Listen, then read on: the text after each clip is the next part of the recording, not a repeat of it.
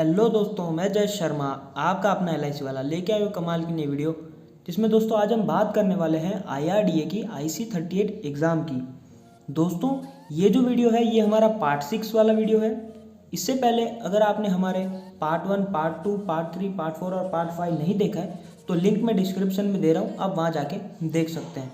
दोस्तों इस वीडियो में हम बात करने वाले हैं what is life insurance include, life insurance क्या क्या इंक्लूड करता है, जिसमें हम देखेंगे लाइफ इंश्योरेंस बिजनेस कंपोनेंट्स, जिसमें हमको देखने को मिलता है assets, risk, indemnity, level premium और साथ ही में प्रिंसिपल ऑफ रिस्क पूलिंग और कॉन्ट्रैक्ट। दोस्तों तो चलिए शुरू करते हैं। चलिए दोस्तों अब हम बात करते हैं एसेट्स क्या होता है। ऐसी कोई फिजिकल या नॉन फिजिकल चीज़ जिसकी वैल्यू हम मेजर कर सकते हैं इन टर्म्स ऑफ मनी, पैसे के टर्म्स में हम उसकी वैल्यू मेजर कर सकते हैं, उसे हम कहते हैं एसेट्स। दोस्तों हर कोई इंसान की एक वैल्यू होती है, उसको हम HLV कहते हैं, यानी कि ह्यूमन लाइफ वैल्यू कहते हैं। दोस्तों HLV का जो कंसेप्ट है वो हमें बताता है या हमें उससे हम डिटरमाइन कर सकते हैं कि कितना सम एश्योर्ड एक पॉलिसी होल्डर को लेना चाहिए उसकी फैमिली के पूरे प्रोटेक्शन के लिए। चलिए दोस्तों अब हम समझते हैं HLV यानी कि ह्यूमन लाइफ वैल्यू को एक एग्जाम्पल के साथ में। मिस्टर मनीष जो कि एक पॉलिसी होल्डर है, वो 1,20,000 रुपये हर साल कमाते हैं। उसके अंदर से वो अपने ऊपर 24,000 रुपये खर्च करते हैं। उनकी जो नेट इनकम अपनी फैमिली के लिए वो बचाते हैं वो है 96,000 पर ईयर। चलो मान लेते हैं कि रेट ऑफ इंटरेस्ट 8% है, तो उसी के हिसाब से HLV जो कि मनीष भाई की होनी चाहिए वो 96,000 divide by 0.08 equal to 12 lakh rupees, यानी कि इतने सम एश्योर्ड की पॉलिसी मनीष भाई को लेनी चाहिए। चलिए दोस्तों अब हम बात करते हैं रिस्क की। There are various type of risk.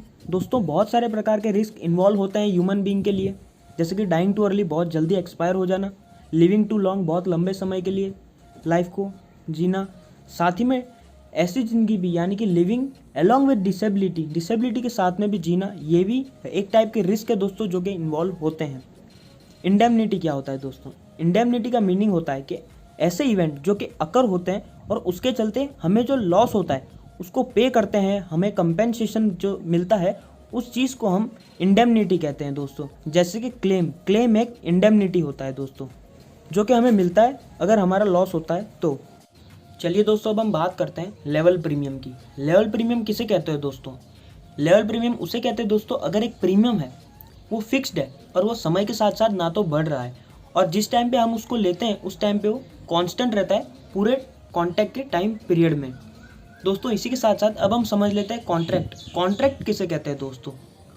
Taking insurance involves getting into a contract. अगर आप इंश्योरेंस ले रहे हैं तो इसका मतलब ये है कि आप किसी कॉन्ट्रैक्ट के अंदर आ रहे हैं दोस्तों।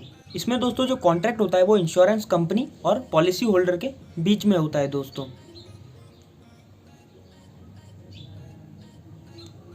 चलिए दोस्तों अब हम बात करते हैं प्रिंसिपल ऑफ रिस्क पूलिंग की।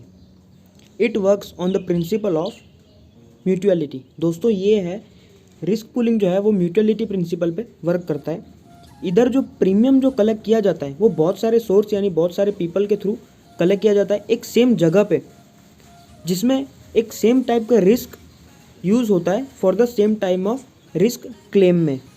Under no circumstances money collected under one risk pool is use for another pool. दोस्तों जो पैसे कलेक्ट किए जाते हैं वो ना कि एक प्रॉपर जगह पे इन्वेस्ट करते हैं, वो अलग अलग सोर्सेज में भी इन्वेस्ट किए जाते हैं दोस्तों। उस चीज़ को हम डाइवर्सिफिकेशन भी कहते हैं। इधर दोस्तों एक सोर्स ही नहीं होता है जहाँ इन्वेस्टमेंट होता है, यहाँ पे बहुत सारे ऐसे डेस्टिनेशंस होते हैं जहाँ पे आपका मनी यानी कि प्रीमियम इन्वेस्ट किया जाता है दोस्तों। दोस्तों अगर आपने हमारे चैनल LIC वाला को अभी तक सब्सक्राइब नहीं किया है तो दोस्तों इस रेड बटन पर क्लिक करें और हमारे चैनल को सब्सक्राइब करें, साथ ही में बेल आइकन को प्रेस करें ताकि हमारे वीडियो की नोटिफिकेशन आपको सबसे जल्दी मिले। दोस्तों आपका बहुत बहुत धन्यवाद।